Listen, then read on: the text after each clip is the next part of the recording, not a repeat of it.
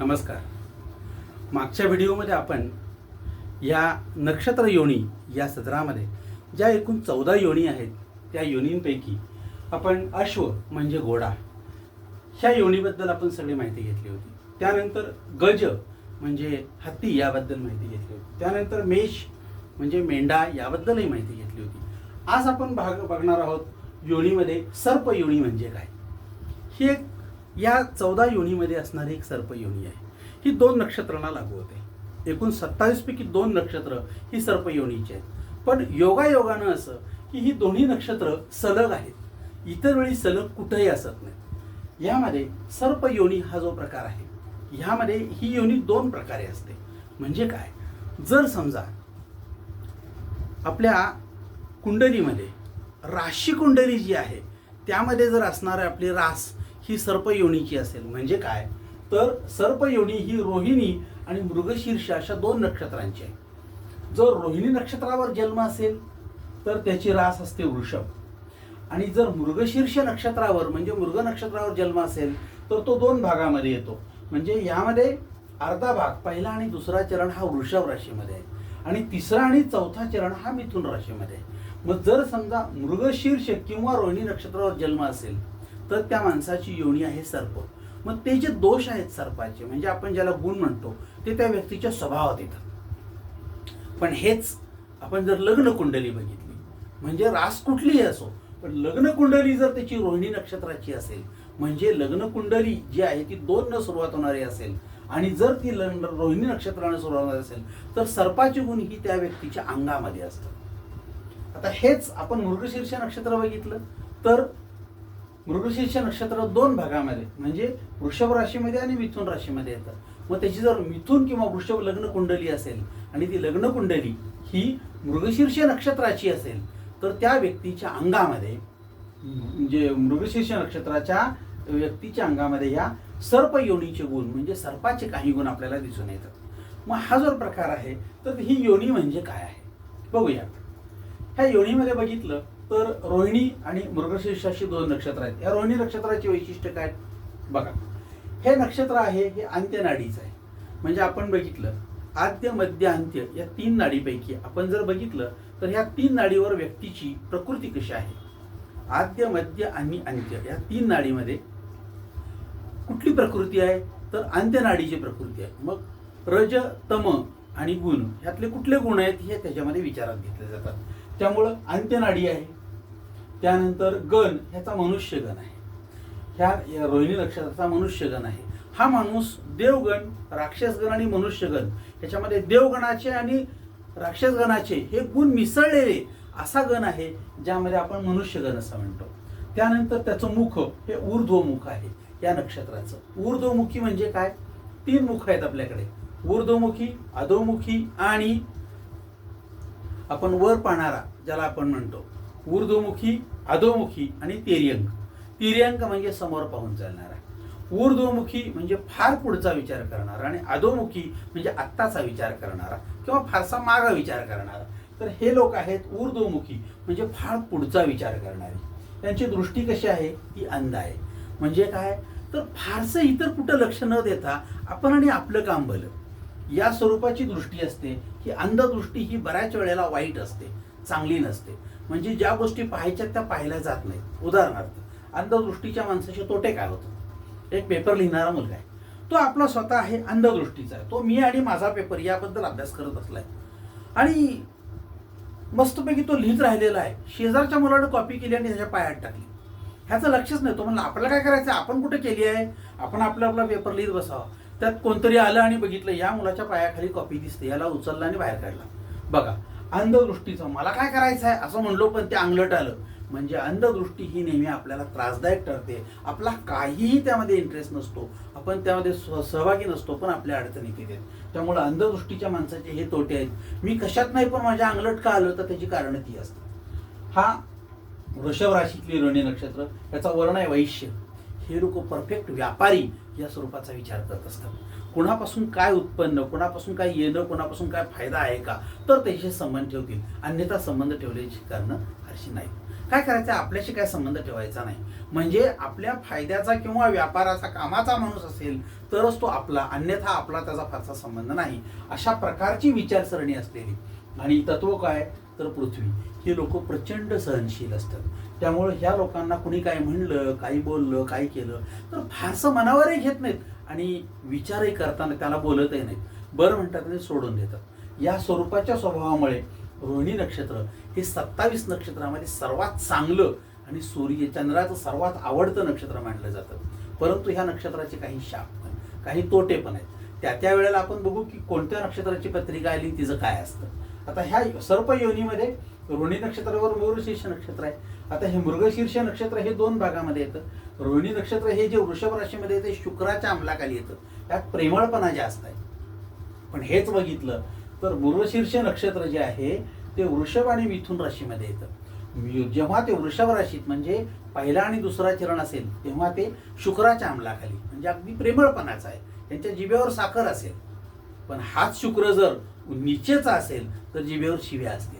मग आपल्याला कळत नाही की आत्ता रामकृष्ण हरी म्हणणारा माणूस 5 मिनिटानंतर आयला मायला बोलायला लागतो, याची कारणं ती असू शकतात. आता हे जर मृगशीर्ष नक्षत्र मिथुन राशीमध्ये असेल तर मिथुन रास जी आहे तिचा स्वामी आहे बुध.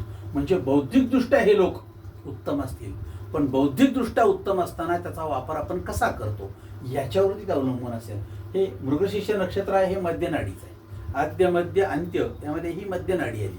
त्यानंतर हे देवगणाचं नक्षत्र आहे. म्हणजे जे सगळे देवगणाचे गुण आहेत, चांगलं चांगलं आहे सगळं जे मला पाहिजे आणि छान बाकी दिसतील चांगलं सगळं, पण वैचारिकदृष्ट्या छान असतील याची खात्री नाही, हा देवगणाचा. आता हा तिर्यंक मुखाचा आहे. तिर्यंक मुख म्हणजे समोर पाहून चालणारे लोक, एक टाक मी आणि माझं काम भलं, इकडे इकडे बघणार नाहीत, आपल्या कामातच मग्न असणारी लोक ही. मग होतं काय, आपल्या कामात मग्न असणारी ही जरी लोक असली तर जेव्हा ह्यांना इतरांची गरज पडते तेव्हा कोणी यांच्या मदतीला येत नाही. मी आणि माझ्यापुरतं, ज्याला आपण म्हणतो की सेल्फिश लोक, मी आणि माझ्यापुरतं बघणार, तर माझ्यापुरतं बघितलं पण तुम्हाला जेव्हा लोकांची गरज असेल तेव्हा लोक तुमच्या मदतीला येण्याची शक्यता फार कमी असते. त्यामुळं ह्या लोकांनी तसं वागावं का हा त्या वेळेचा प्रश्न असेल. आता ही जी नक्षत्र आहे त्या नक्षत्राची दृष्टी आहे मंद. एक होती अंध आणि दुसरी आहे मंद. मंद म्हणजे काय, ह्या लोकांना काहीही दिसत नाही, ह्या लोकांना काय चाललंय काही कळत नाही, अशा स्वरूपाची दृष्टी म्हणजे मंद दृष्टी. एक शाळा आहे, शाळेच्या बाहेर लोक येऊन बसतात, काहीतरी चुरमुरे फुटाने अमकं तमकं विकत बसतात. त्या शेजारी एक पानपट्टीचं दुकान टाकलं, हळूहळू त्यामध्ये गुटखा विकायला गेला, हळूहळू त्यामध्ये अजून काय काय पुड्या विकायला आल्या. मुख्याध्यापकाचं लक्षच नसणे, आपल्याला काय करायचं, आपली शाळा आपण भलं, आपण शिकवावं, आपण बाहेर पडावं. अरे तुझीच मुलं जाणार तिथं सगळं करणार, लक्ष नको का, कशाला, मला माझा काय संबंध नाही. हा मंद दृष्टीचा माणूस. अशी मंद दृष्टीची माणसं ही सर्वात घातक आहेत आणि त्यामुळं आपल्या अडचणी वाढलेल्या आहेत. मला काय करायचं, माझा काय संबंध आहे असं जर म्हणला, मृगशीर्ष नक्षत्रामध्ये हा दोष दिसतो. आता हे वैश्यवर्ण आणि शूद्राचे 2 भाग आहेत. म्हणजे काय, जर हे नक्षत्र हे वृषभ राशीमध्ये असेल तर हा वैश्यवर्णी माणूस म्हणजे काय, हा विचार काय करणार, हा विचार एकच करणार की कोणापासून माझं काही देणं घेणं आहे का, हा माणूस माझ्या उपयोगाचा आहे का, शाळेतलं मूळ असेल तर हा मित्र माझ्या कामाचा आहे का, हा मला कधी पेन्सिल देतो का, कधी डबा खायला विचारतो का, पाणी देतो का, माझ्यावर खेळतो का, तर तो माझा मित्र, अन्यथा मी त्याला बोलणार नाही. काय संबंध आहे त्याचा माझा, असं आपण जर करू लागलो तर तुम्ही पूर्णपणे वैश्यवर्णाचे आहात. आणि पृथ्वी तत्व म्हणजे तुमच्याकडे सहनशीलता जास्त आहे. परंतु हाच प्रकार जर उलटा झाला, म्हणजे मृगशीर्ष नक्षत्र हे मिथुन राशीमध्ये आलं आणि मिथुन राशीमध्ये आलेलं नक्षत्र जे आहे ते शूद्र वर्णाचं आहे. म्हणजे काय, शूद्र वर्णाची माणसं म्हणजे काय, ज्यांच्या मनात प्रचंड मोठ्या प्रमाणावर शंका ह्या पहिल्यांदा उद्भवतात. शंका उद्भवणं हे साहजिक आहे, पण मिळालेल्या उद्भवलेल्या ह्या शंका ह्या चुकीच्या पहिल्यांदा उद्भवतात. पहिल्यांदा विचार करतो तो चुकीचा करतो आणि चुकीचा केल्यानंतर आपल्या डोक्यात त्याच सगळ्या गोष्टी येत राहतात. चुकीचा जर विचार केला तर ज्या नको त्या चुकीच्या गोष्टी आहेत त्या पहिल्यांदा झाल्या काय असं आपण प्रत्येक वेळी विचार करणार. आणि वायू तत्वाचे आहेत, हा हलका असतो, वायूवर जातो नेहमी, म्हणजे जे आहे त्याच्यापेक्षा मोठं सांगणारे. घर आहे आमचं 2 खोल्यांचं, पण कोणी विचारलं घर केवढं आहे, मोठा बंगला आहे, खाली 4 खोल्या वर 8 खोल्या, काय काळजी करायची, अरे बापरे, लोकांना खरं वाटायला लागतं. मग अशी मोठं मोठं बोलणारी वायू तत्वाची माणसं बाजारामध्ये जास्त आहेत, त्यामुळे लोक फसतात. हे लग्न जोडणारे मध्यस्थ असतात ते सुद्धा असंच सांगतात, हे वायू तत्वाचे. 1 नंबर स्थळ देतो, 50,000 पगार, एकुलता एक मुलगा, शेतीवाडी, अमकं तमकं सगळं माझ्याकडे नोंदवा. लोक आशा नोंदवतो. वायू तत्वाचा माणूस आहे, हा फसवतो आणि नंतर पुन्हा सगळ्यांना चुना लावतो, काहीच करत नाही. अशा स्वरूपाची माणसं, खोटं बोलणारी आणि मग तुम्हाला नंतर काहीही न कळू देणारी अशी वायू तत्वाची माणसं आहेत. आता या सगळ्यामध्ये आपल्याला रोहिणी नक्षत्र आणि मृगशीर्ष नक्षत्र अशा योनीची माणसं शोधायची आहेत. आणि मग आपल्याला लक्षात यायला पाहिजे की आपण हे काय करत आहोत. तर एका वेळी सर्प योनी म्हणजे काय आणि या सर्प योनीमध्ये असणारे सगळेच्या सगळे आपले लोक कसे आहेत. आता ह्याच्यामध्ये या सर्प योनीमध्ये आपल्याला दोन गोष्टी दिसतात. एकाच व्यक्तीची पत्रिका जर आपण बघितली तर राशी कुंडली जी आहे तिच्यामध्ये सर्प योनी आहे, पण लग्न कुंडली जर बघितली तर ती दुसरी समजा कोणाची आहे. उदाहरणार्थ मुंगूस योनीची आहे. म्हणजे काय, उत्तराषाढा नक्षत्राची आहे. तर एकाच वेळी एकाच माणसाच्या डोक्यामध्ये साप आणि मुंगूस, ज्याला तुम्ही षडाष्टक म्हणता, ह्यांचं अजिबात पटत नाही. मग असं जर झालं तर त्या व्यक्तीचं शरीर आणि मन यांच्यामध्ये सततपणे द्वंद्व असतं. त्यामुळे शरीर नको म्हणतं आणि मन ते मुद्दाम करतं. शरीर नको म्हणतं. आता अभ्यास करायचा मन बसतो, सगळं मांडून बसतो, 2 मिनिटांनी तुम्हाला झोप आली. आता शरीर म्हणतं अभ्यासाला बसतो आणि मन म्हणतं मला झोप आली. आता भूक लागली म्हणतो आपण, शरीर म्हणतं भूक लागली चल बसतो आणि पुन्हा म्हणतो काय मला नाही खा वाटत, का म्हणलं माझं मन नाही लागत नाही, मला आवडा ना, उठला. म्हणजे शरीरामध्ये एकाच वेळी सर्प आणि मुंगूस एकाच वेळी काम करत असतात. मग अलीकडं सगळीकडे असं होतं आपल्याला, असं येतं मन तयार आहे पण शरीर तयार नाही. परीक्षेला जातो, सगळं आठवणीत आहे डोक्यात, पण पेपर बघितला की हाताला पाणी सुटायला लागतं, मग लिहितच नाही. काय मला विसरलं सगळं. एक सर्प आणि एक मुंगूस, याला आपण षडाष्टक म्हणतो. अशा स्वरूपाची माणसं जी आहेत त्यांच्या पत्रिकांमध्ये हे दोष सापडले तर त्याच्यावर काय उपाय करता येईल याचा विचार करायचा. आणि मग ह्या ज्या योनी आहेत त्या एकेका योनीचा आपण पत्रिका पाहून त्या पत्रिकेप्रमाणे अभ्यास करायचा आणि त्याच्यावर उपाय शोधायचे. असं जर आपण केलं तर आपल्याला एक एक योनी आपल्याला हळूहळू पूर्णपणे कळायला लागतील. आणि सगळ्या कळल्या किंवा आपण त्याच्यावरून पत्रिका बघायला सुरुवात करणार आहोत. आज थांबूया. आज आपण बघितली ही सर्प योनी.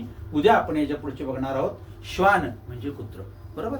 या पद्धती सारखं विचार करा, पहा, अभ्यास करा. जर वाटलं तुम्हाला लाईक करा, शेअर करा, लोकांना सांगा आणि स्वतः 4 वेळा वाचून अभ्यास करा. आभारी आहे. असंच यापुढे बघत राहा. प्रत्येक योनी आपल्याला कळणार आहे. संपूर्ण ज्योतिष शिकायचं असेल तर आपल्याला प्रत्येक वेळी हे सारखं बघावं लागेल, अभ्यासावं लागेल, हातात पंचांग घेऊन वाचावं लागेल. आणि तुम्ही ते करणार याची मला खात्री आहे. मी तुमच्याकडनं करून घेणार याची पण मला खात्री आहे.